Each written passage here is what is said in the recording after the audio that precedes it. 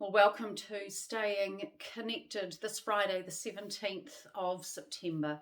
I'm the Very Reverend Anne Mills, the Dean at Holy Trinity Cathedral in Parnell in Auckland. Earlier this week, I was interested to see on 7 Sharp a segment about an article in the New York Times by Adam Grant on languishing in these COVID times. The presenters, Jeremy and Hilary, on 7 Sharp, both admitted that it describes well how they are feeling at present. Languishing is described as the middle child of mental health between depression and flourishing. The author asserts that languishing is responsible for the blah feelings we have that make it hard to get motivated and get things done.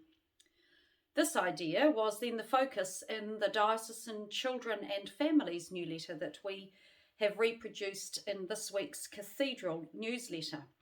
And it includes a link to the original article if you are interested in following this idea up. I was then part of a masterclass through Leadership New Zealand, which looked at dealing to disruption. It was facilitated by Elizabeth McNaughton and Jolie Wills, who are the co-directors of a company called Hummingly. They have worked in disasters around the world for more than 2 decades, helping individuals, communities and workplaces to do well in tough times.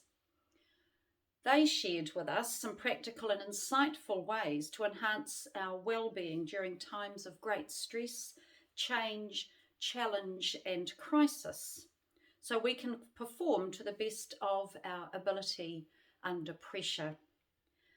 They challenged us about our feelings of languishing that many of us are experiencing currently. They gave us tools that they gave us some of the tools that they have developed and have come across as insights and learnings that they have received from many leaders around the world with decades of experience in working in disasters and what that has taught them.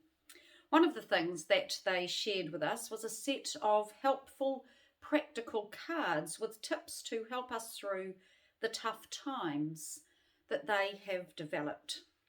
I share with you today 4 of those cards that were in a pack of about 35 or 36 tools and ideas about how we can help ourselves in times of crisis and tough times. First one I want to share with you, and of course all of these will be reproduced in our newsletter this week for you to go back to and read and ponder in your own time. The first of the 4 cards and tools that I want to share with you today is, the first one is this: we are what we eat. If your day was represented as a pie, like a pie graph, would it be too COVID flavoured? So the diagram had a very large proportion of the pie diagram taken up with COVID, or a smaller slice of the pie taken up with COVID thoughts. They say what we consume, we absorb. It becomes part of our thinking, feelings and actions. Take charge, they say, and be thoughtful about your social media intake, your news consumption and conversation topics. Experiment with finding the right balance of flavours for you. Secondly, the second card I share with you, wisdom from adversity. They say disruption on a huge scale can teach us so much if we are open to it. As hard as the pain or loss can be, many people grow from adversity. This can look like closer relationships, new skills or opportunities, a deepening spirituality, and an appreciation for what's important in your life. Thirdly, bring back some colour. Ask yourself, what makes you smile? What can I get lost in?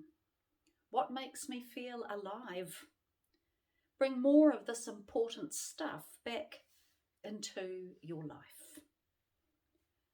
And fourthly, Rise, they title it. Maya Angelou writes, you may encounter many defeats, but you must not be defeated. In fact, it may be necessary to encounter the defeats so you can know who you are, what you can rise from, how you can come out of it.